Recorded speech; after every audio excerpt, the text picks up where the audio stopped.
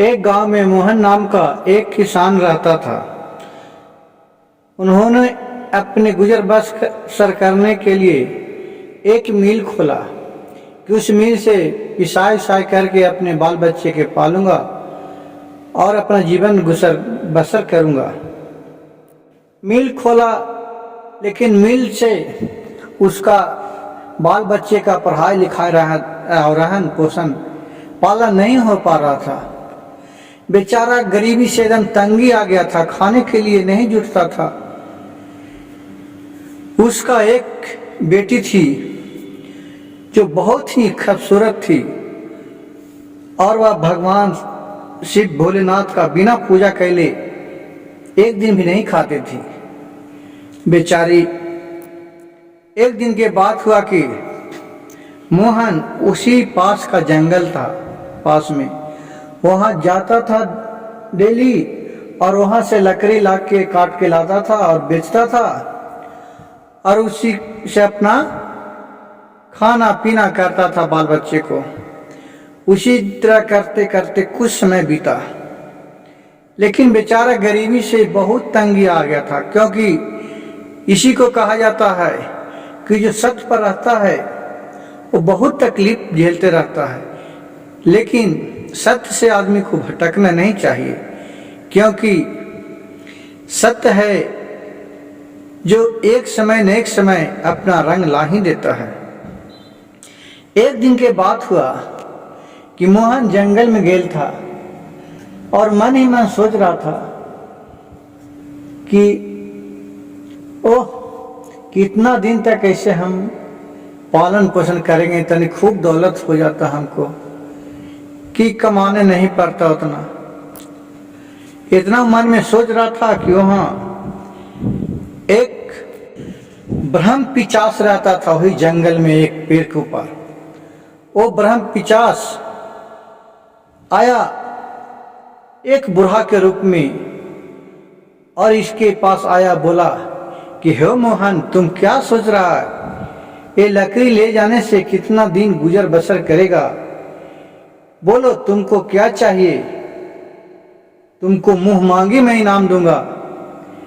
लेकिन तो कहा कि ठीक है, लेकिन इसके बदले तुमको कुछ देना पड़ेगा।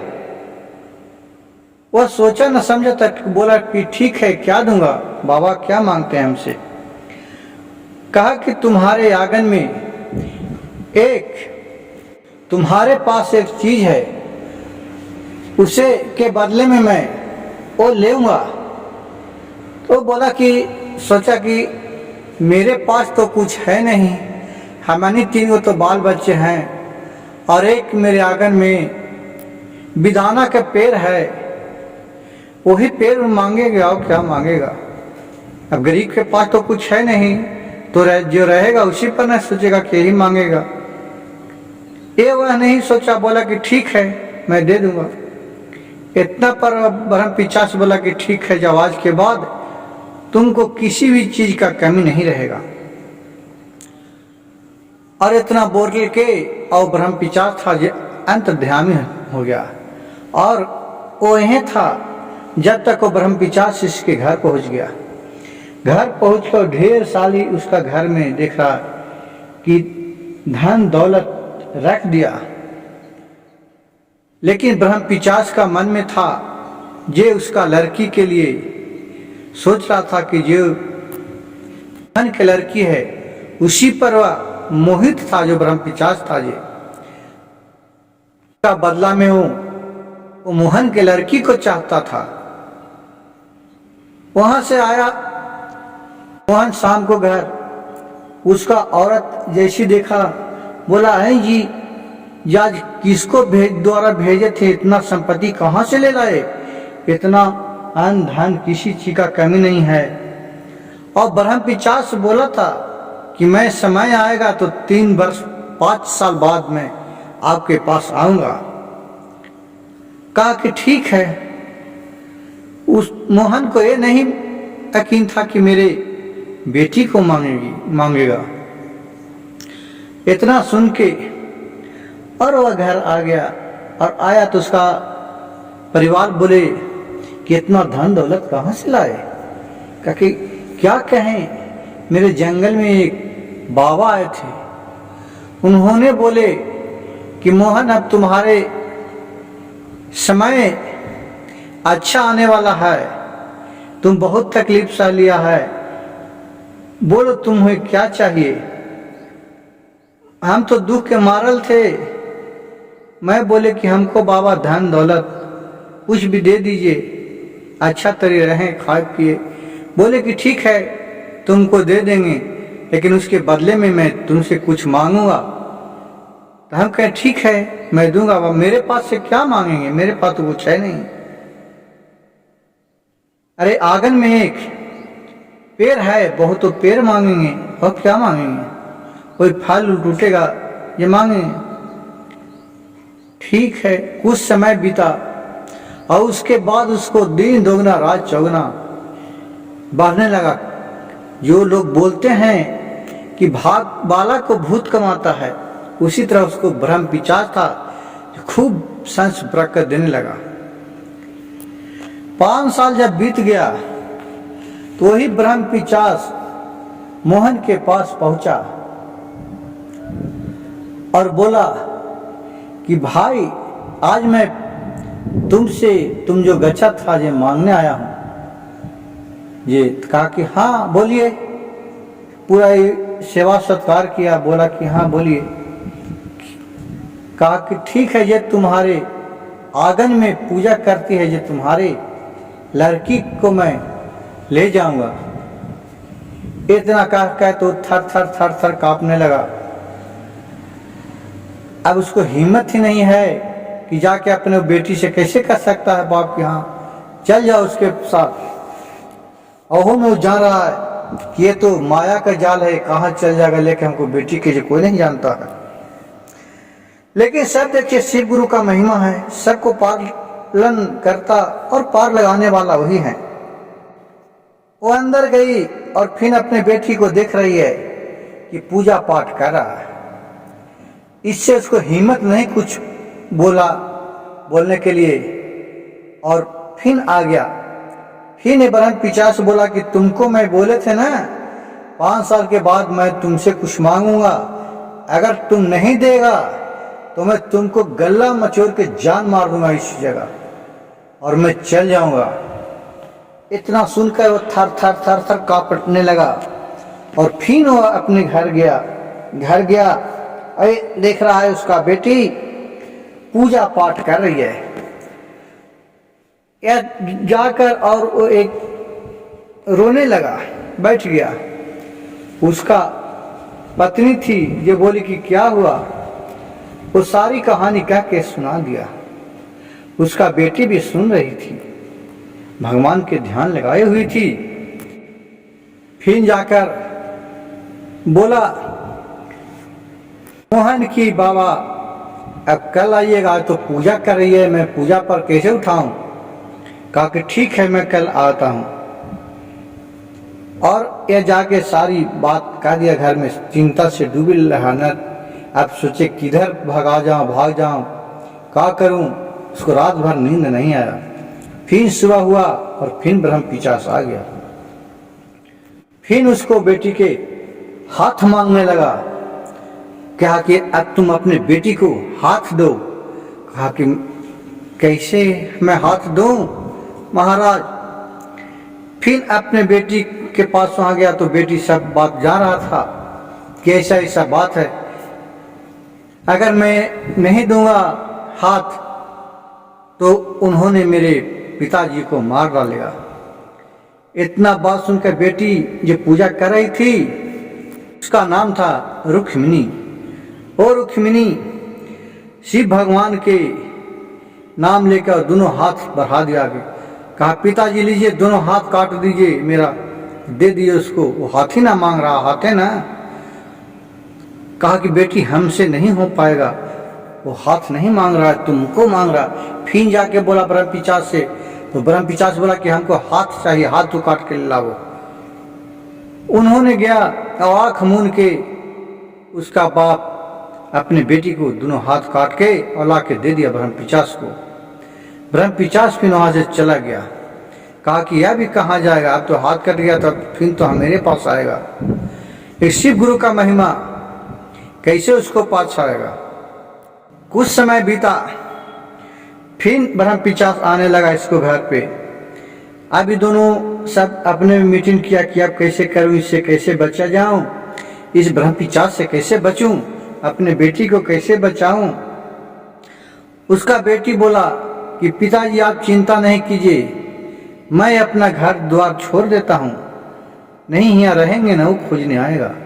कहा कि नहीं बेटी, मैं अपने आँख तर से कैसे तुमको जाने दूं। कहा कि कुछ नहीं, मैं अपना चल जाऊंगा, जब ऊपर वाला की यही मर्जी है, सबको वही दे दाता है, मारने वाला भी वही है और जियाने वाला भी वही है। शिव गुरु के नाम लेके और बेटी निकल गया घर से, निकल के अपना चला गया दूसरा राज्य में। वहां देख रहा कि एक राज का बहुत बड़ा बगीचा है, वो बगीचे में बहुत सा फल फूल फला हुआ है। वहां एक देख रहा है कि बहुत बड़ा के पेड़ है, आम पका पका हुआ है। वही नीचे देख लिया, बेचारी से तो भूखल बर्दाश्त नहीं हो रहा। अब ऊपर चाह रहा कि आम तोड़ू, तो दोनों हाथ तो कटा हुआ है, अब आम तोड़ता है कैसे। अब उसी जगह भगवान के ध्यान लगाकर और बैठ गया कि हे शिव गुरु, किसी तरह मेरा जान बचाइए, मेरे खाने पीने के लिए कैसे करूं। मैं आपको इतना ध्यान से पूजा पाठ करते हैं, आप रक्षा कीजिए। उसी क्षण शिव गुरु के महिमा से वहां देख रहा कि एक राजकुमारी उज्जर का फा समीज सलवार पहन ले, पूरा खूबसूरती लेडीज आई और नीचे से हाथ चुमाकर ऊपर से आम तोड़ के इसको काट के खिला दी। भर पेट खाया मीठा मीठा, और फिर जैसे ही बिहान होने लगा तो चला गया, अंतर ध्यान हो गया। और ये लड़की थी रुक्मिणी, जिसका हाथ कटा हुआ था, और बगल के ही झाड़ी में एक नुका गई कि मुझे कोई देखेगा तो यहाँ से भगा देगा, अब कुछ दिन यह गुजर बसर कर लेते हैं। ये सब उस जो अगोरा था वहाँ के जंगल के, वो सब देख रहा था। उन्होंने जाकर अपने राजा से कहा कि इस तरह का रात में घटना देखे हैं, हमको तो डर लगता है कि कौन वहाँ है। तो कहा कि आप इधर से कोई अंदर जाते देखा है? तो नहीं, किसी को नहीं देखे। वहाँ देख रहे थे कि एक लड़की है जो निकल के, जिसका हाथ नहीं है, और एक वहाँ और आई औरत, वो आम तोड़ के उसको खिलाई और वो फिर अंतर ध्यान में हो गई। हमको तो बहुत डर लग रहा है। राजा के लड़का बहुत ही सुशील था और खूबसूरत था, वो भी शादी करने योग्य उसका उम्र था। कहा कि चलो मैं देखते हैं कौन है ये। वहां से राजा के लड़का रात में आया और चुपचाप वो भी गार्ड के साथ छिप के देखने लगा। जब आधा रात हुआ तो वहां से फिर जोहरार में से रुक्मिणी निकली और फिर बैठ गई और शिव भगवान के याद किया। तो वहां से फिर परी आई हुई और फिर आम तोड़ के उसको खिलाई, और फिर जैसी सुबह हुआ वो अंतर ध्यान हो गई। फिर दूसरा दिन राजा पूरा उधर से आया, कहा कि चलो रात, उस दिन तो हिम्मत नहीं चला। दूसरा दिन फिर आया, कहा कि अच्छा आज तो मैं देखूंगा कौन है ये, आज तो मैं। फिर रात में गया, फिर आधा रात हुआ तो देख रहा है कि वहाँ झाड़ी से निकला रुक्मिणी और अपना भगवान का ध्यान लगा के बैठ गया। ऊपर से आया फिर परी और आम तोड़ के इसको खिलाने लगा। उसी वक्त दौड़ के उसके पास पहुंच गया। जरा तो जो परी थी, जो शिव भगवान के आज्ञा से आती थी, उन्हें अंतर ध्यान हो गया और ये लड़की ही रह गई। अब लड़की सारी कहानी कह के समझा दिया, क्योंकि राजा भी डर गया था। वो हाथ जोड़ के खड़ा हो गया, बोलने लगा, कौन है आप? भूत हैं, भूत हैं, देवता हैं, देवी हैं, जो हैं ये साक्षात बताइए। इस लड़की ने अपनी सारी कहानी कह के सुना दिया कि मेरे पिताजी बहुत ही गरीब आदमी हैं, मैं मोहन नाम का एक मजदूर हैं, किसान हैं, उन्हीं का मैं लड़की हूँ। एक 50 के चक्कर में मैं पड़ गए। मेरे पिताजी वो धन दौलत बहुत दिया, उसके बदले में हमको वो हाथ मांग रहा था। नहीं अगर हाथ देते तो मेरे पिताजी को जान मार देता। इसी में मैं अपने हाथ कटवा के और उस 50 को दे दिया, ब्रह्म 50 को, और वहाँ से अपना भाग गया, क्योंकि वो मेरा पीछा बहुत किया। अब दूसरे राज्य में कोई आने का हिम्मत नहीं करता। इतना कह के राजा कहा कि चलो ठीक है, चलो अब मेरे पास तू रहना, अब मेरे से तू शादी ब्याह कर लेना, मैं भी कुमारा हूँ। तो कहा कि आपसे मैं कैसे शादी ब्याह कर लूँ, आपका पिताजी या माँ हमको अपनाएंगे?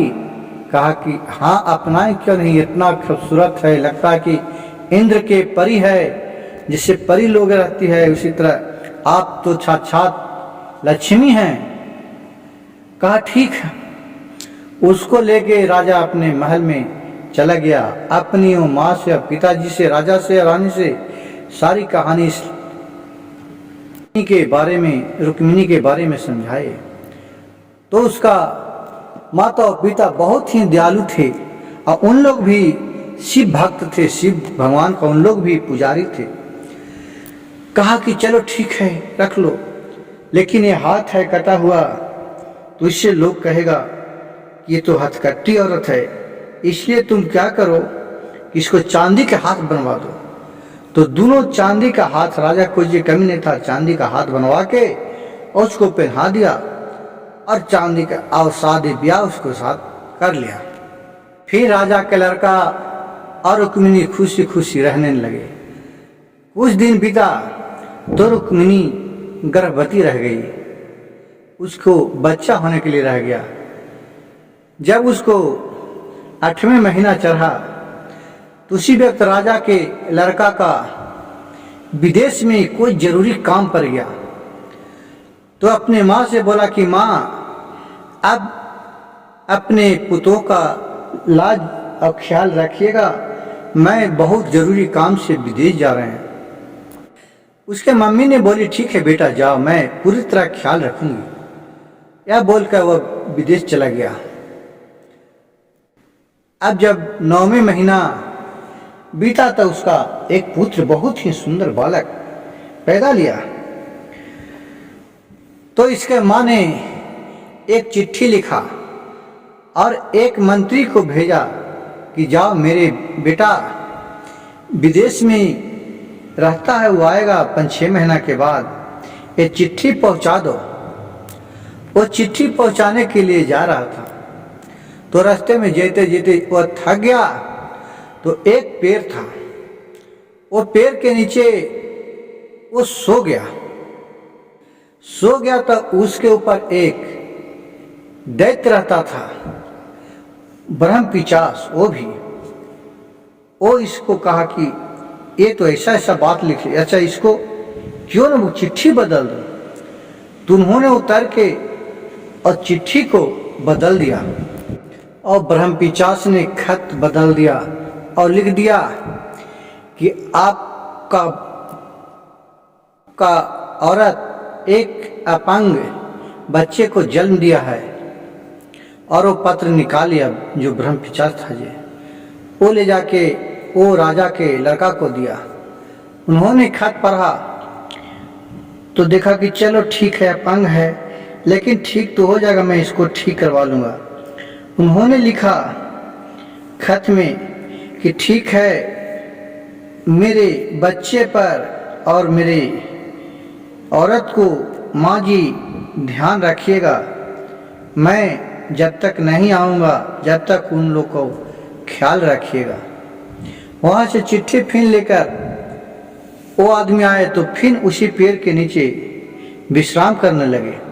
फिर ब्रह्म 50 था, उन्होंने खत बदल दिया, एक खत निकाल लिया और दूसरा लिख के रख दिया कि इस माँ और बेटे को मार डालो, इन लोग घर में नहीं रह पाए। ये जाके वो अपने फिर रानी को दे दिया। जब उसका माँ ने पढ़ा तो देखा कि मेरा बेटा तो एकदम निर्दयी है, कैसे बोला कि पुतों को और बेटे को मार डालो, इतना सुंदर मेरा होता है। लेकिन डर से वो करे क्या, किसी को न बताया और अपना बहू के सारी कहानी बताई और कही कि नहीं है तो बेटी तू यहाँ से भाग जाओ, नहीं तो आएगा तो तुमको बचने नहीं देगा। और अपने नौकर चाकर को भी नहीं बताई और वो शिव भक्त साहब ने भगवान पर भरोसा करके वहाँ से निकल गई अपना बेटा को लेकर। चलते चलते चलते चलते एक जंगल मिला, में पहुंचा। वहाँ एक शाम हो गया, एक पेड़ के नीचे बैठे ही अपने बेटा को लेकर और शिव भगवान से आराधना कर ला कि हे महादेव, आप ही एक रक्षा करता है, मैं अब कहाँ जाऊं, एक आप ही का दरवाजा है, आप मारिए चाहे जाए, आपको बहुत मैं पूजा पाठ किए तहे दिल से, अब मैं कहाँ जाऊं। जब उनका ध्यान दिए तो देख रहा है कि एक वही पेड़ के नजदीक में एक छोटा सा घर है। वहां से एक पर जाके देखा तो कहा चलते हैं, एक गिलास पानी मांगते हैं। वहां गया तो कहा माँ जी कोई है? तो निकल के आया एक अधेड़ औरत वहां से, बोला कि हाँ बेटी बोलो। कहा कि माँ जी कुछ पीने होने के लिए पानी का आध गिलास मिलेगा? कहा कि बेटी के बाद आओ आओ। वो अंदर बुला लिया और कहा कि आज से तुम कहाँ है, कहाँ आई है, ये सारी कहानी कह के सुना दिया। उस दिन से कहा कि मेरा भी कोई बेटी नहीं है, आज से इसी घर में तुम रहो और तुमको कहूं जाना नहीं है। अवधेर व्यक्ति और जो औरत थी वो जैसे ही हाथ पकड़ा इसको तो जो चांदी के हाथ था वो नीचे दोनों गिर गया और उसको जो वास्तविकता हाथ था वो हाथ हो गया। यह देखकर वो औरत बहुत अचंभा हो गया और उसी घर में खुशी खुशी दोनों रहने लगे। और दरवाजा पर तो देख रहा है कि झोपड़ी है, लेकिन उसके अंदर जब गया तो एकदम राजसी जैसा महल था, किसी चीज का कमी नहीं था। सब देख के बहुत चकित हुए, वहीं अपना खुशी खुशी रहने लगे। जब उसका राजा के लड़का आया तो उन्होंने घर में अपने औरत को और बेटे को नहीं पाया। तो उन्होंने कहा कि माँ जी मेरा बेटा और औरत कहाँ गया? उन्होंने कहा कि बेटा तुम ही ने तो ये खत लिखा था कि तुम अपने बेटे को और औरत को मार दो। कहा कि मैंने तो खत लिखा नहीं हूं। कहा कि माँ से बोला कि तू ही तो खत लिखी थी कि मेरा बेटा अपंग पैदा लिया है। नहीं, मैं तो खत नहीं लिखा हूं। फिर वो मंत्री को बुलाया, तो मंत्री बोला कि नहीं, आप तो जैसे खत दिए तो उसी जगह उसी में खत दिया। तो कहा कि ठीक है। राजा के लड़का बहुत होशियार और चालाक था। राजा के लड़का बोला कि ठीक है, आप जब जा रहे थे तो कहूँ रास्ता में सोए थे भी? तो बोला कि हाँ एक जगह तो मैं सोए थे। कहा कि आने वक्त भी सोए थे? तो हाँ आने वक्त भी उसी जगह सोए थे। राजा के लड़का सभी बात जान गया कि उसी पेड़ पर किसी का चाल चला हुआ है, कोई मेरा दुश्मन है जिसका। अब वह बात सोचकर कहा कि ठीक है माँ, मैं अब जाता हूँ अपने बेटे को और अपनी औरत को खोजने के लिए। वहां से अपना औरत को बेटा को खोजने के लिए चला गया। चलते चलते चलते चलते उसी पेड़ के नीचे पहुंच गया, थक गया, कन्हू नहीं मिला, चारों दिशा में खोज लिया। अब ये भी भगवान पर, शिव गुरु पर ध्यान लगा, ये भोलेनाथ मेरे पत्नी से और बेटे से तो एक दम मिलाइए, मैं क्या गलती किया हूं जो मेरा सजा मिल रहा है। भगवान का महिमा, क्योंकि इनको तो कोई गलती नहीं था। उसी नजर पड़ा उसी एक कुटिया पर जहां उसका औरत थी। उस घनघोर कुटिया को देखकर राजा के लड़का बहुत विचित्र कहा कि ये जंगल में यह कुटिया एक नजर आया है। उस कुटिया के पास पहुंचा, बोला माँ जी कोई हैं? वहां से वही औरत निकला, कहा कि हाँ बेटा बोलो। माँ जी एक गिलास पानी मिलेगा? कहा कि बेटे एकदम मिलेगा, आओ अंदर। अंदर उसको अच्छा तरीके बुलाया और पानी पियाया, खाना खिलाया और बोला कि थोड़ा देर आराम कर लो। तो कहा कि ठीक है, ये किधर आराम करूं? कहा कि ये खटिया इसी पर सूत रहो। कहा कि ठीक है, वही खटिया पर राजा का लड़का सूत रहा। अब और जाके अंदर बोलता है कि तुम्हारा बेटा को बोला कि तुम्हारा बाप, और उसका जो पत्नी थी बोला कि तुम्हारा शौहर आए हुए हैं। तो बोला कि नहीं माँ जी, कहाँ आए हैं? कहा कि जाओ देखो, वो खटिया पर सूता हुआ है। ये जब भून भून की आवाज सुना राजा, ये लड़का कहा कि हैं, ये तो छोटा मोटा एक कुटिया है और उसको अंदर से बहुत आवाज आ रहा है और लग रहा है कि हमारे बारे में कुछ बातचीत चल रहा है। मैं किसका मेरा बेटा हो, मेरा औरत यहाँ कैसे आ गया? उन्होंने अपना आँख को पर दोनों हाथ रख के मटिया दिया सोने का लिए। अब वहां से उसका औरत और बेटा आया तो इसका दाढ़ी तो राजा के था, जो बड़ा बड़ा होल था, पहचान नहीं पा रहा था। और ये भी आँख खोल के धीरे धीरे देख रहा तो देख रहा कि ना, तो मेरा औरत नहीं है। कहा कि मेरे औरत तो चांदी के हाथ था और इसका तो हाथ है, दोनों अच्छा हाथ है।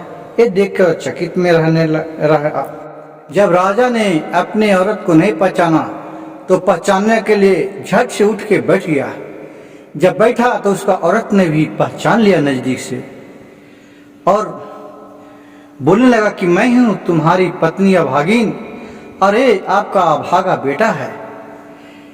यह सुनकर वो चकित होने लगा, जब तक उस औरत ने अंदर से वही चांदी का हाथ दोनों हाथ में ले हुए आया और बोला कि लीजिए, यही हाथ को आप खोज रहा था ना? यह देखकर वो अचंभव हो गया कि हाँ। कहा कि ये कैसे हो गया कि चांदी के हाथ से हाथ कैसे मिल गया?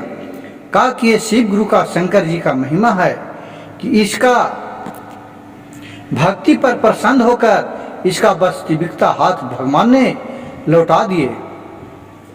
यह देखकर उसका भगवान का, शिव गुरु का बहुत ही धन्यवाद किया और मन ही मन दोनों को हाथ जोड़ा। उस माता को जिन्होंने उनको रखा था उनको पैर लगा और अपने औरत और बेटे को लेकर विदागी के लिए बोला कि माता जी आप इन लोगों को रखे, उसके लिए मैं शिव गुरु का और आपका आभारी जिंदगी भर रहूंगा।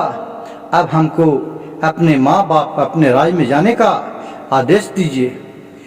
यह सुनकर उसको खुशी खुशी से वो औरत थी जो आदेश दिया और कहा कि जाओ, आज के बाद आपको किसी भी तरह का दिक्कत नहीं होगा। और वहां से अपना घर राजा पत्नी को बेटे को लेकर आ गया। और ये सब देखकर उसका जब महल में पहुंचा तो माँ राजा खुशी से समा नहीं पाया, बहुत अच्छा तरीके रहने लगा और धूमधाम से इसका जश्न मनाए और खुशी खुशी से अपना बेटे दामाद को, में बेटा को और पुतोह को और पोता को साथ रहने लगे। और जो पिचास था उसका फिर हिम्मत नहीं चला कि इसके पास आऊं, और वहां से पिचास इसका पीछा करना छोड़ दिया और वो शिव गुरु के कमंडल में चला गया, समा गया। जो उतना पाप किया था वह जल के छाय हो गया। दोस्तों, इस कहानी से हमको यह सीखने के लिए मिलता है कि बिना जाने पहचाने किसी को भी कुछ देने के लिए नहीं कहे। जब तक उसके बारे में आपको ज्ञान नहीं हो तो कुछ सोचने का मौका ले। जल्दीबाजी का कुछ काम बहुत ही खराब होता है। अगर मेरा वीडियो अच्छा लगे तो मेरे चैनल को सब्सक्राइब कीजिए, लाइक कीजिए और शेयर कीजिए। मेरे चैनल पर जुड़े रहने के लिए सभी श्रोतागणों को धन्यवाद देती हूँ। हर हर महादेव।